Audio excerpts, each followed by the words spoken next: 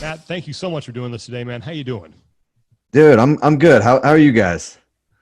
We're hanging in there. I think like everybody else, we're just trying to figure out what the H is going to be going on here, you know? Yeah. I think it's kind of like the state of the world right now is everyone's trying to figure stuff out. I mean, Tommy still looks like he's in quarantine, so that's good. Some of us have adapted better than others. Oh man, just going with it now. Oh, why yeah. not? I'm gonna opt out of shaving. Yeah, exactly. Haircuts, shaving, all of it. Just opt out of it. So yeah, that was the big news that happened last week was the announcement that the games are going to be partially virtual. Now, I don't know what that means, but what do you think about that decision?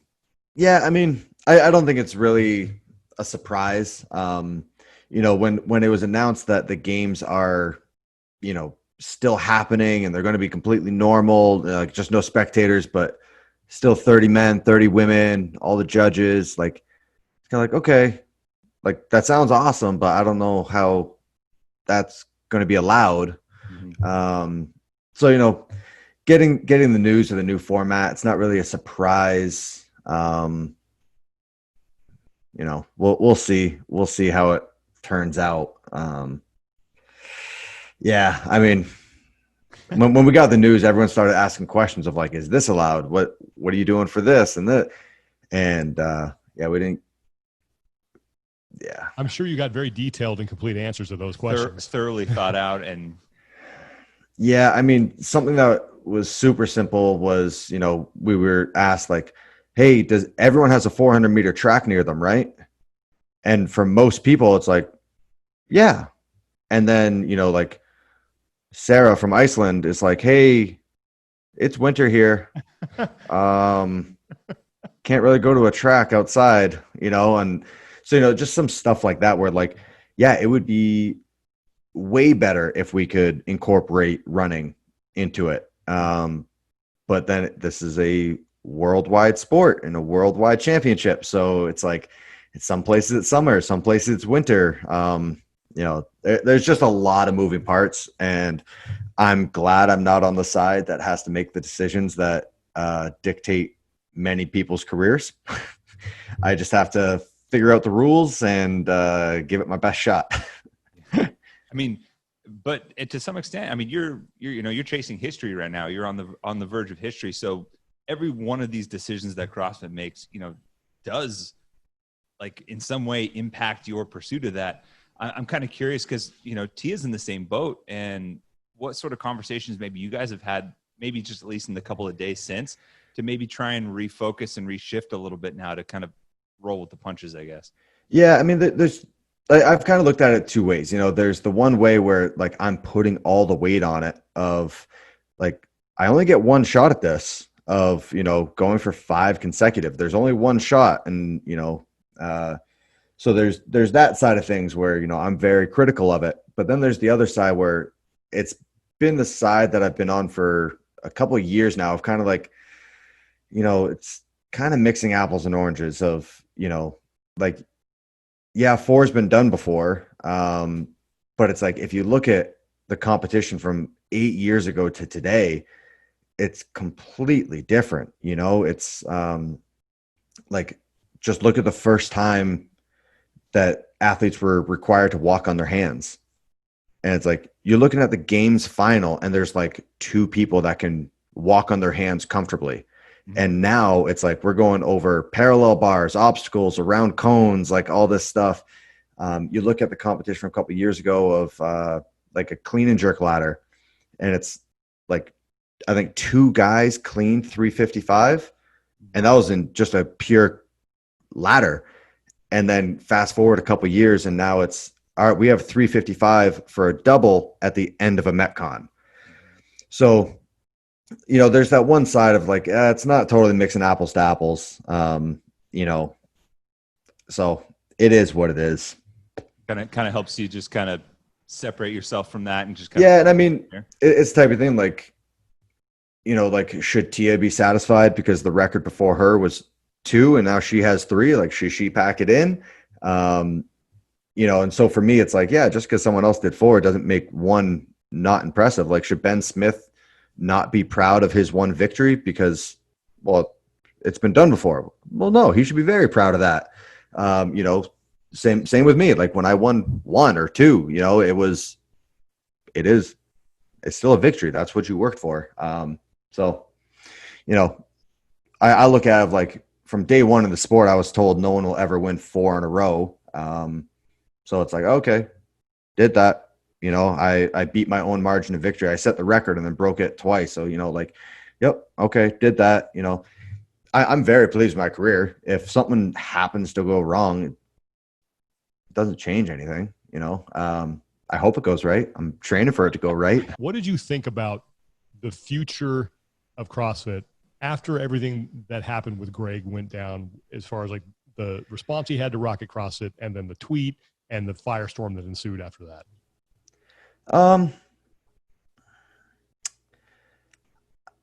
I mean, a big part of it was like everyone's up in arms, and it was kind of like, oh, have you never met Greg?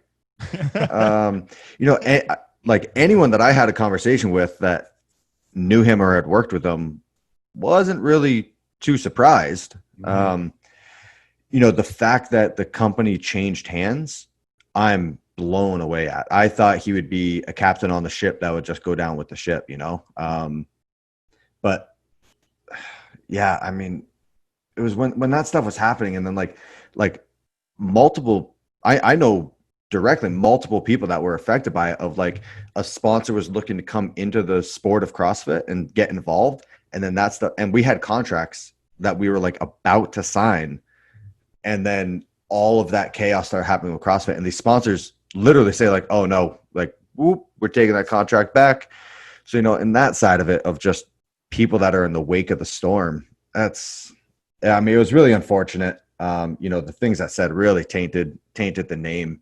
And it's like, why, you know, like none of that was necessary. None of it. Yeah. So, I mean, the fact that it changed hands and the person that it went to, you know, I don't know if you guys have had a chance to talk to Eric or had much communication. I don't think it could have landed in much better hands. So I'm really excited to see where it's going to go. Yeah, well, along those lines, we haven't had a chance to really talk to him very much. I know you have, but what makes him the right guy right now? So I think there's a couple different things that go into it. You know, he's been involved in the sport for a long time. You know, I think he's a 10-year affiliate owner or just shy of it. But anyways, like he's been an affiliate owner for a very long time. So he has seen it from both sides of like running the business and then, you know, having the business run, seeing what he gets from CrossFit by using the CrossFit name. You know, in the first conversation I had with him, he's pointing out, you know, the strengths and weaknesses of it, and already has ideas of how to make it better, how to give value to the affiliates for paying an affiliate fee. And then, you know, how he's looking at it from a sports side of things. You know, it was very encouraging to hear what he had to say. And it was about polar opposite from what we were hearing from Greg basically like, oh, I don't give a shit about the games. Like Greg looked at it as the games being a deterrent for CrossFit. Like he thought people would see the games on TV and then not want to walk into a CrossFit gym. And Eric is polar opposite of like, no, like that's what you guys do is inspirational. Like I think it can be great to get people to raise awareness of the sport and get people into the gym. What does that feel? I mean, honestly, like just from a baseline level, what does it feel like to hear that after basically kind of being at odds with the company that you're, I mean, to some extent being at odds with the person at the top, like you said, as a polar opposite vibe, to hear that from someone coming in, given all the change that's happened in the last year. Yeah. I think one thing that's important to point out is not many athletes know Greg. Like I've been in the sport 8 years now. And I've met him twice. One time he was out at the ranch right before the open announcement, and it was a handshake. Hey, how are you? That's it. And then the other time we accidentally bumped into each other at a Starbucks. Now that's literally it. And, you know, CrossFit's been my life for 8 years. So I think that's an important distinction. Like, I think a lot of people just assume that, we're tightly correlated, and not so much. Um, I mean, on one side, it's a huge relief of the person in charge likes what you're doing and wants to grow it and make it better, make it better for everyone. Like, rising tides raise all ships. And then on the other side, when I got into the space, it's like I kind of knew what I was signing up for in terms of how the company was run, how the athletes were treated, all this stuff.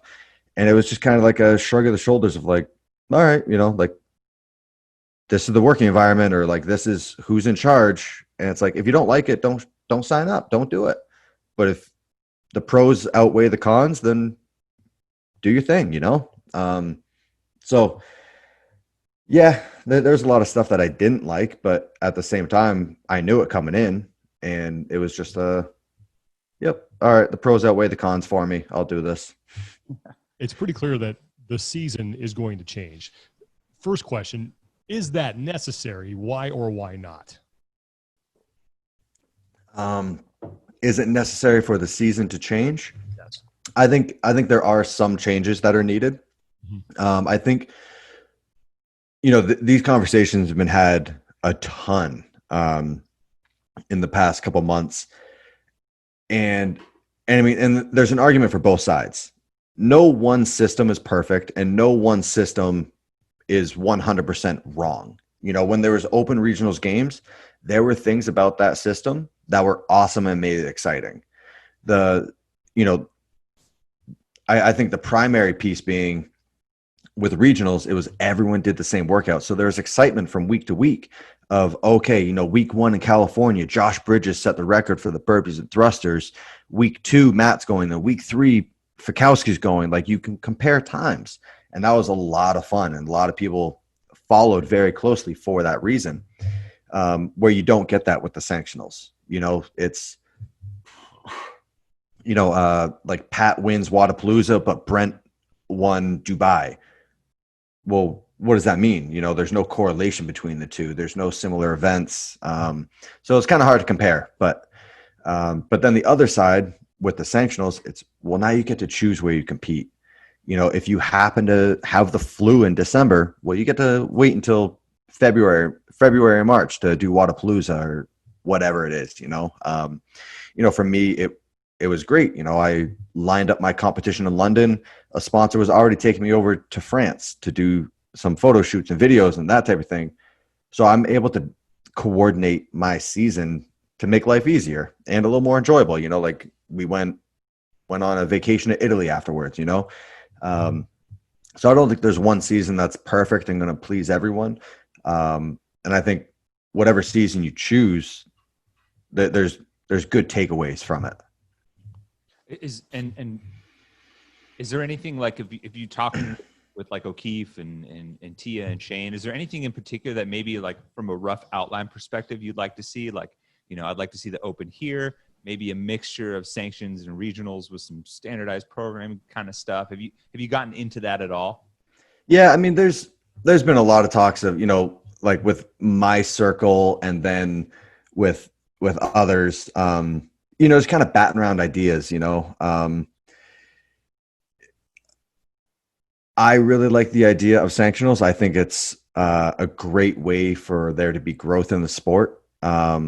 You see different competitions and how they're going about it, and like the business they're bringing in with sponsors that aren't involved in the space, but they just see what's going on and they want to be a part of it.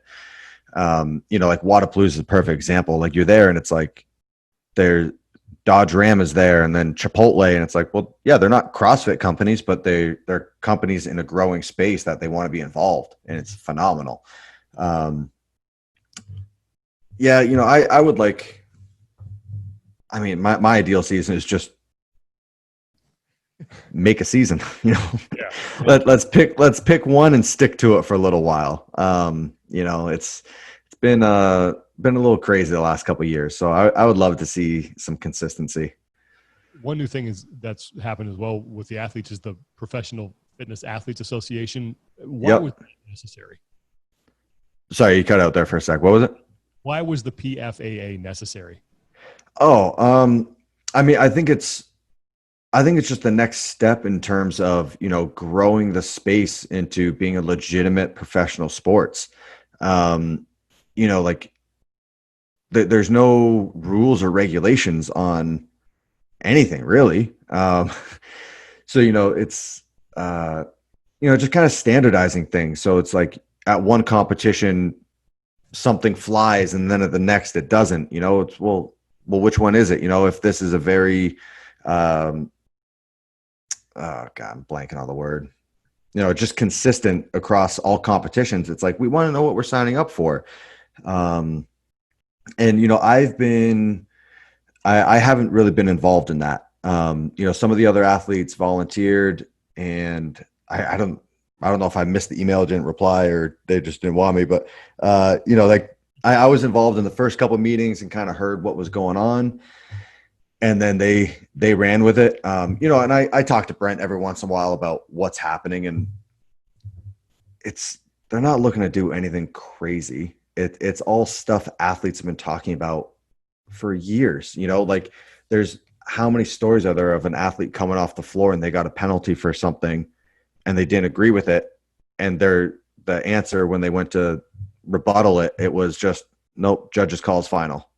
And it's like, well, there has to be a process in this of like, I was right and the judge made the wrong call, but it's just the judge's decision is final. So I think stuff like that, you know, just making it consistent and allowing the athletes to make a career out of this, you know. So And it's funny because I feel like right now with the recent announcement, like last weekend, this feels like a situation that's like ripe for athlete involvement and athletes to utilize their voice to kind of dictate a level of standardization and fairness when it, you know, things are just kind of like, you know, blown into the wind a little bit with the changes that they're making. yeah, I mean, right now is definitely a tough time because, you know, everyone in the world is dealing with tough times right now. It's stuff that's out of people's control. So, you know, with the date changes, I sympathize with it a bit because, like, well, you know, if they just canceled the games right away, everyone would be up in arms of like, you just took away our biggest earning opportunity of the year. But then by them going, all right, it's 4 weeks delayed, another 4 weeks delayed, another 2 weeks delayed. All right, now it's happening 2 weeks sooner, but it's 2 stages. So now you have to prep for 2 competitions. Well, on that side of things, it's like, guys, like I'm trying to train for the games. Like I've been training for the games for 3 months now, and you keep delaying it. You're not giving me enough time to hit the reset button, get my body back in order, and then go. So once again, you know, it's a lose-lose situation. You'd like to think that they're doing the best they can on their side. But at a certain point, it's like, okay, we need to like sit down and figure this shit out. Yeah. Take a little bit more proactive role and get it square. You mentioned that, like, you know, you're kind of going through this rotation of like, I've been training for the games for a long time. And, Yeah. you know, talking to some other athletes, it feels like they're just kind of hanging in the wind a little bit, trying to get ready and time this. Looking at your relationship specifically with Tia and Shane, like, tell me a little bit about what it's like, at least in the very least, while you're doing this prep, to have them there to kind of work with and kind of go through this. And what would you say has been Shane's role in making sure that, you know, you stay prepped and are able to manage this kind of, I mean, a season, honestly, like no one's ever seen before? Yeah. I mean, Shane's role, I mean, he programs for Tia and I. He kind of dictates the schedule, what we're doing, when we're doing it, everything. So, you know, it's usually once a week we're sitting down and like, all right, like Shane just sent over the schedule for this week. And it's like Monday, we're doing this, Tuesday. So yeah, you know, like when the announcement came out the other day, we had to call it, I think it was like 2:30 our time. We met at the gym at 3:30, and then it was just kind of sit down for 30 minutes. Like, all right, what do you guys think? You know, do we throttle back? Do we just push through, or, you know, what's our approach? And, you know, we're all very like-minded. We all have the same goals. And so there's not usually too much of a discussion or a debate going on, it's we all usually come to the same conclusion pretty quickly, and then you just formulate the plan. What is it like having Tia as a training partner? Oh man, having Tia as a training partner. Be honest.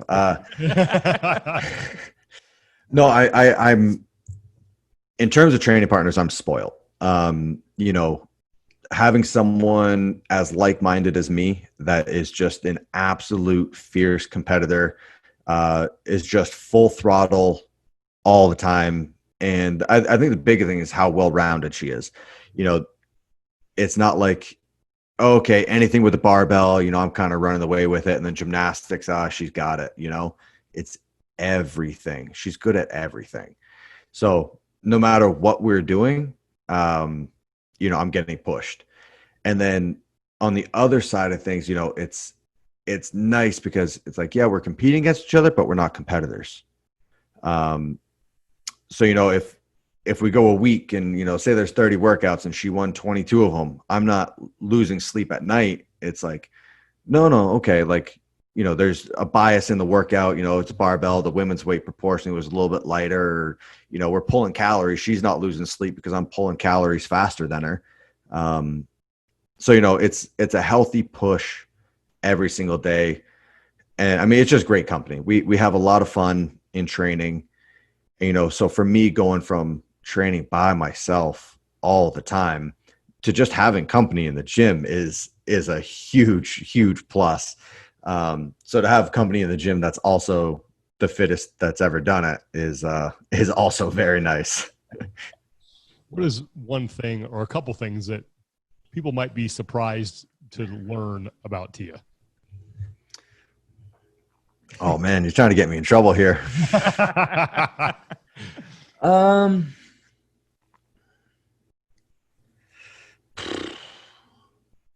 I can't really think of too many things that are like shocking. And I mean, another thing is like, I don't want to out her on anything. Like, I'm sure if it's not in the public eye already, I'm sure she doesn't want it there.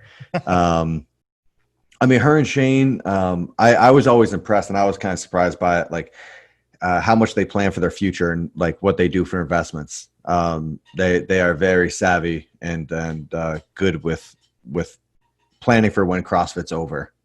So I'll leave it at that. I don't want to get too much into it because you navigated well through that. Yeah. Well, what about you? Plan for CrossFit's once CrossFit's over? I know that, you know, you got working on some space up in Vermont. You got that massive barn, I think, right? That you were maybe? I don't know. So Sam and I had a bit of an impulse by a couple months ago. Yeah, we bought another house.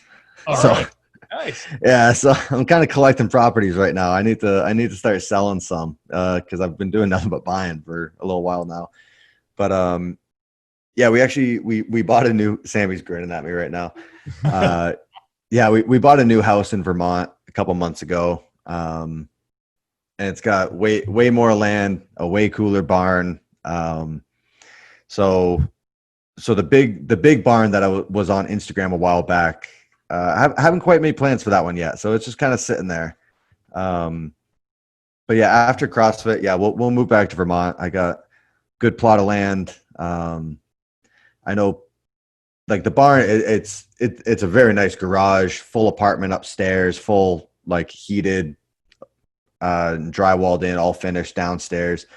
I'm going to make like the nicest studio gym in that.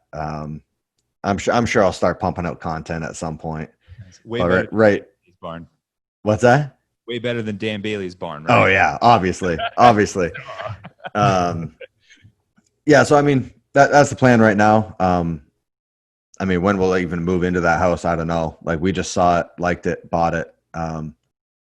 I've never seen it actually, so I haven't been to it. Sight unseen. Yeah, there you go. Yeah, I saw the listing and I called my buddy, and who lives right down the road from it, and I was like, "Yo, this is for sale. What do you think?" And he's like, "Dude, that like, it's amazing." And I was like, "Can you go look at it for me?" And I got the call later that day. He was like, "Yeah, buy it." And I was like, "All right, cool." It's nice to have a friend that you can trust their taste like that. You know, Exactly. Yeah, that just say the word. Got it. Speaking of life after CrossFit, when will you know that it's time to maybe step away from competition? Man, it's $1 million question right there. I don't know. I always said like, as long as I'm happy and healthy, I'll keep doing it. Um, and I mean, so I don't know. I'm just kind of, going. Man, I wish I had a better answer for you. I have no idea. Like Tia and I have a blast every day in the gym. I mean, Sam and I got a great home life. So who knows? Got a ton of awesome coffee espresso setup stuff behind you. You got a nice man. Look at that beauty. Ooh. Yeah. I mean, what else? I mean, shoot, you don't need an exit strategy with that. No, I mean, like I've intentionally set up my life that like I'm not clawing at the idea of like, oh, after I'm done competing, I get to do this or I get to do that. It's like, well, no, I just do it. And, like I have the things in my life that I want. I think relatively I live pretty simply. I like coffee, motorcycles, and guns. And, I have all those and I partake in those frequently. So yeah, I mean, life's good in the grand scheme of things. Like, yeah, you might get in a tizzy, over some little thing, but then it's like, oh, okay, my problems are relative. This is not a problem in the grand scheme of things. Do you feel like it's easier now? And I'm always curious about this. Like a lot of people, when they get the things that they want, that's when they tend to ease off the gas pedal a little bit, right? It's almost like this. You see it with some athletes, you see it with other people in general. They get into that comfort zone and they're like, all right, and maybe they lose their edge. But I don't feel like that's ever happened with you. And I think that's, it's probably comes down to a lot of personality. I've heard it from two different ways of, hearing about the athlete. I forget who it was. I think it was a boxer, but he said he was like, the first night I moved into my new house and I slept in the new bed with silk sheets, the fight in me was gone. He was like, how am I a fighter? I'm sleeping in silk sheets. Like it's over for me. Yeah. And his career, like, yeah, it lasted, but it wasn't like it was in its heyday. And then I've heard the exact same argument, but with a different outcome of, oh, I have these nice things. If I want these nice things, I need to fight even harder now to keep them. So I think it's just kind of your perspective on it of, all right, like I spent the money and I'm living a good life. Oh, okay, now I can throttle back, or, oh, if I want to keep this, I need to go harder. For me personally, I realized probably a year or two ago, I always said, I compete for money. That's what I'm doing. That's why I'm here. That's why I started. And I realized, yeah, probably about 2 years ago that, oh no, money's not the thing. It was the thing I was using as a measuring stick of if I'm doing well or not. But I always set up that number that I wanted to hit. And I thought, if I hit this, I'll be comfortable. If I hit this, I'll consider myself successful. And then I would hit it and I'd be like, better move that bar up. And after a while, I just realized like, okay, it doesn't matter what I set this number at. I'm never satisfied. I never feel financially comfortable or I feel like I can let off the throttle. So, I just used that as a measuring stick because early on in the career, it's usually the bigger the contract you get, it's because you're doing something right. Yeah. So I think for me, it's like, yeah, I have some nice stuff, but it's not like I got a cool coffee machine. That's about it. Like there's something to it. I still drive my Honda, keep me humble. Exactly. Well, it sounds like, and I'm kind of like listening to that and then, it's some like really good introspection and I'm kind of curious. And is that something that you work into your daily, like into your, I guess your daily routine, your monthly routine, or your routine to kind of reassess and figure out, happiness, drive, focus, things like that? I mean, it sounds like a lot of mindset practice, but I know not everyone sticks to a mindset routine or anything like that. I'm just curious where that comes from for you. In terms of like the perspective on things? Yeah. Like I'm like, for example, like I don't do a ton of like mindset stuff in the morning, but I always go for like a walk, and I just find that's like a good thinking time, and that's where I get a lot of perspective for me. And I'm curious if there's something for you that's like where you like start to like build on the perspective and look at some introspection and stuff like that. I think a lot of it is it's almost necessity of, you know, dealing with people talking poorly about you, or, you know, striving for a goal and not reaching it. You know, like the 2015 games, it was like one of the worst days of my life. You know, it was soul crushing, but I learned more about myself in the month or two that follows, that if I could go back, I wouldn't trade it for the world. You know, like if I had won the 2015 games, would I have gone on to win more? Probably not. I probably would have kept up those same shitty habits. I would have had the same mindset, all that stuff. You know, I mean, it's the exact same thing with like in my eyes, I have the dream wife with Sammy. Well, would I go back to being 18 years old and not getting my heart broken by whoever? Well, absolutely not. Like, I learned a lot about myself and what I want in a relationship. So, I mean, it's the same thing when it comes to, you know, like finances, owning possessions. I mean, just how I present myself to the public and to the people around me. It all comes, I think it all comes from, you know, just like a very, for lack of a better term, very shitty situation where like I didn't do it correctly, or I didn't get the results I wanted, and it really hurt. And to help get myself over that hump, I had to sit down with a pen and paper and figure out my values. You know, basically just be like a 2-year-old to yourself and keep asking why. And soon enough, you'll get down to that root base cause value, whatever it is. And it'll kind of align your sights.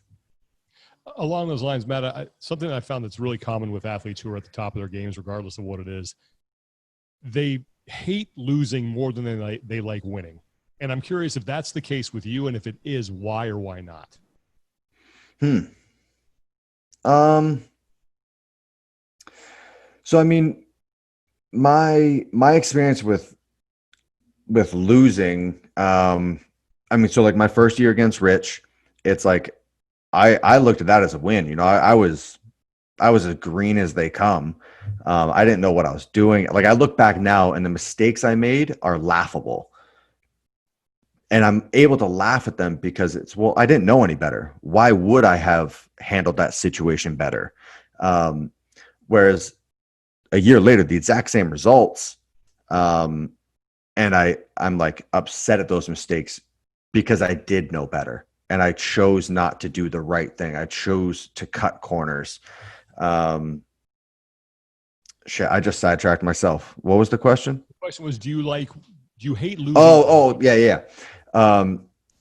I think so. You know, that loss in 2015 was so painful, and I hate that loss because I didn't put a good effort forward.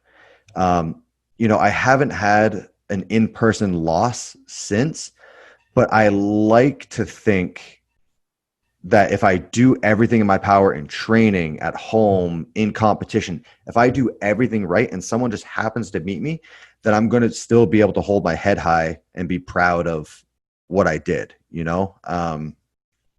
You know, I haven't been in that situation in a long time where I had to deal with that, and I had to deal with my emotions after. But, you know, training how I'm training right now, if someone just decides to start snatching 400, running a 430 mile, and like can do 100 unbroken muscle ups, well, it's kind of hard. Like, if they show up to a competition and do that, I can't really be upset at myself. It's like, well, nope, I did everything I could. Like, they're just in a different league. I'm pissing a cup too. Yeah. I mean, we've seen those superheroes show up a couple times, and yeah. So I'm not sure. You know, right now it's not even so much that I just love getting the gold medal put around my neck. It's no, I love making myself proud of, like, man, everything you did led to this moment. You know, like, if I showed up to a cherry pit spitting contest and just happened to win, like, am I going to be parading around the neighborhood like I'm the best cherry pit spitter in the world? well, no, I didn't work for it. There's not much value or weight or emotions put into that. But for the thing that I have put all this time and energy into, that's what makes you proud. That's what makes the win worth it. Well, speaking of that, what are you the most proud of so far in your career that you've accomplished? There's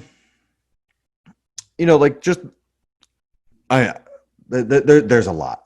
Every year there's different obstacles. Every win, there was a different moment that really stuck out. The few that are very public. You commentated on. You made the line knowing the sprinting event was that was a huge pat on the back of from where I started, the steps I had to take, setting my pride aside and going to like a middle school track practice to try to learn how to sprint, and then winning my heat. That is an incredibly proud moment for me, even though it was only a 50-point event. And it was on the last day of competition. Did I need that event? No, probably not. But that was the proudest I've ever been. Trying to think of some other moments. Oh man. Maybe. There's just been events, like the 2017 games. That was another big one of I had a torn LCL. I wasn't public about it. I didn't want to get medical pulled. So I just stayed quiet about it. And, that's a very big moment of okay, my knee is bending the wrong direction. I'm going to do what I can do, and the rest is out of my control. This last year at the games, that was a very proud moment for me on a lot of different levels of, going to the clean event, and it's all right, pressure's on. And I've heard many people say I'm not good under pressure, and they're all very in the know. So here's your moment. And the whole games, it was, at one point I was I can win every event, and if Noah comes second place, he wins. And so it was very calming going out on the floor and knowing all I can do is my best. And I can literally do my best and win every event. I can be perfect and still lose. It's very calming because it really makes you focus on, what do I have control over right now? I have control over my effort right now. And so that's what you focus on. Yeah. Everything else falls to the wayside of, well, it doesn't matter where Noah finishes or BK finishes. All I can focus on is where I finish. So sounds pretty liberating in a sense that yeah, this last year's the 2019 games was the most stressful and calm I've ever been at the same time. Of I'm stressed because it's dude, I'm down by 50 points, and oh my God, this is terrifying. But then at the same time, it's I'm down by 50 points. I guess I just have to win everything. And if I don't, then I don't. Nothing changes. I just have the weekend doesn't go the way I want. Yeah. Kind of looking forward. Because they have announced that when the games happen, there'll only be 5 people going to the ranch. Yeah. Well, I don't know. Is there anything about that that excites you, or is there anything that you're looking forward to about that? Yeah. So I've voiced my opinion. I think 5 is too few. Because having that small of a field can really skew the scoring. The perfect example is on the worldwide leaderboard from last year's Open, Pat Vellner won it. And so that's when he's against everyone, all the other best guys in the world. Pat Vellner won the worldwide leaderboard. Pat Vellner was not the national champion. Yeah, because you take out all the other top names, and then just by how he and Jeffrey Adler went, Jeffrey Adler's the Canadian national champion. Pat won the world, but not his country. Yeah. And so that's what happens when you cut down the field to so few. So I've looked at it of, if they do go ahead with 5 and 5, okay, well then that's what it is. And that's the task I'll I'll take the job of tackling. If they do make changes, great. If not, I've been in worse situations. I mean, it is what it is. It's like I've always said, I'm like, I don't want to make up the rules. I don't want to have to make the perfect situation, because you're always going to piss off somebody. I just want to know what the rules are, and I will put together my attack plan. So we got some questions from some of our listeners that I want. Oh boy, these are always the good ones. Yeah, these are our paying listeners. Yeah, so we filtered out already. So the first one's from Brandon McFall, and he asked, after so much sustained success, how do you keep your mental edge? For example, Michael Jordan always has to find some slight or manufacture some personal insult to latch onto to fuel his performance and intensity. I mean, on a day-to-day basis, I probably have like a good dozen different things depending on what side of the bed I wake up on. It's what I'm thinking about when I'm training. So some days it's thinking about like walking out of the tunnel to the last event, and like you have your startup song, and like that's what's getting you hyped.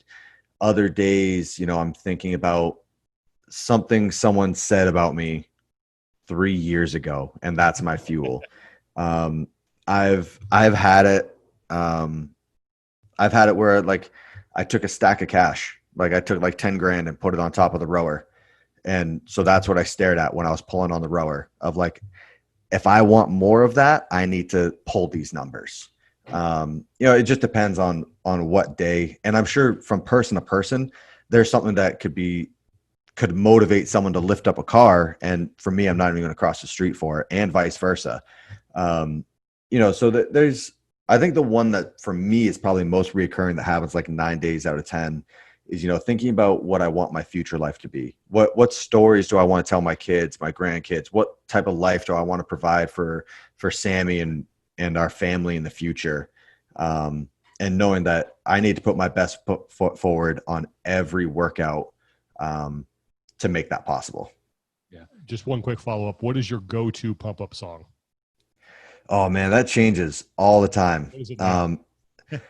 Right now is so I have two. One of them is Outlaw by Kip Moore, and the other one it's called The Band Plays On, and the artist's name is Jelly Roll. Okay, I know neither of these songs. Do you know them? Well, the first one is a country song, okay. Kip Moore. Yeah. I haven't heard the Jelly Roll one. But it was one of those ones that like Spotify was like, yo, I think you'll like this. And I was like, you're right. I do like this. Thank you. Well played, computer. Yeah, it's interesting because the next question was asking, Allison Jonathan asked about visualization, and you kind of touched on it there. So it's kind of cool to hear you talk about some of the visualization aspects of that. This one is from Christy Foster. I recently heard you mention the dream of having a free gym for young people to come train. Mm-hmm. How did this vision develop? What does it look like? And who are the mentors and teachers you had as a young man that modeled this to you? Oh, good one. So I think, it started out,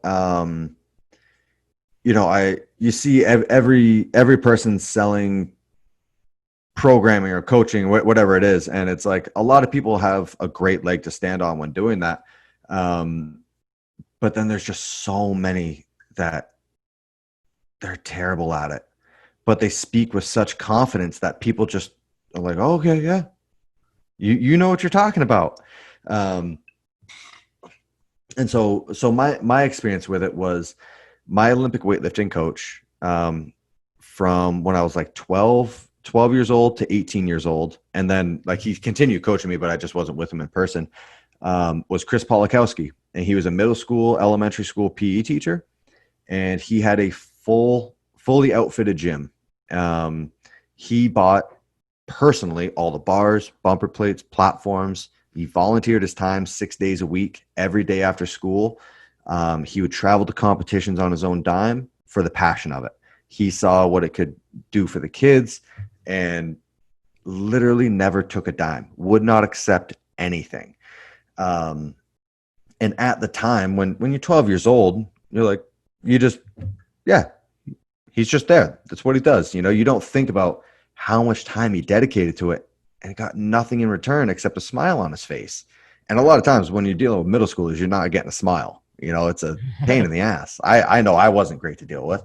And, so I've thought about it. It's like, I don't want to worry about owning a gym and like trying to run a business. And, I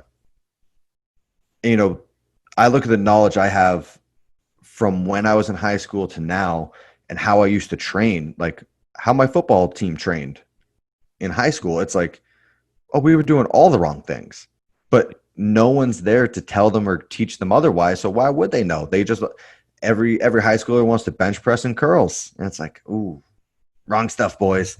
So yeah, I would love the opportunity to like give my knowledge back to kids that want it. And I find that a lot of times if you don't put a high price tag on things, people won't value it unless they truly value it. Like if there's a seminar and people are just charging $1,000, even if the seminar's terrible, they're going to say like, oh, it was an amazing seminar because they spent so much money on it. And if they feel like if they said it was bad, that they're a fool for being swindled for $1,000. But then if you charge $10 for the seminar, everyone's like, oh, he's selling it for $10. It must not be quality. And so I know, like with my old coach, Polakowski, it was free. So literally the only people showing up are the people that really, truly want it. And so I just look at that of like, yeah, once I'm done competing, like I've done well for myself. I don't need to try to make money by coaching high school football teams or whatever it ends up being. So yeah, I just want to kind of give back. And I feel like in high school, I learned some valuable lessons. In college and on, I learned some valuable lessons. So if I can pass some of the knowledge on to younger kids, like I know when I was that age, I could have used a good role model. Totally. This is a good one from Hannah Solis. If you could only have one of Sammy's meals for the rest of your life, which one would it be? Ooh. Thank God that's not the situation. But I mean, probably something with brisket. I mean, she cooks up a mean brisket and then makes burnt ends out of it. Oh man. Mm-hmm. Yeah, she's nodding her head over there. Yeah, that was the right answer. Yeah. Oh man, I should not have come to this hungry. All right, so last one from our patrons. This one, and this is actually kind of interesting because I felt like we were heading towards this with the Madrid event this year, but we never got to see it play out. Just for fun, would you consider doing a team event? No. Oh.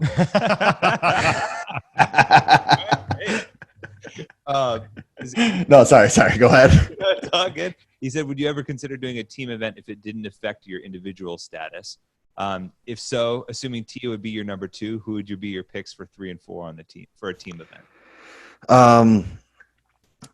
So this has been a topic for a while. Everyone just assumes that like, all right, once you're done individual, you go team. For me personally, like if I were like taking that as a serious move, I wouldn't want to do that. I don't want to go team. Just not for me.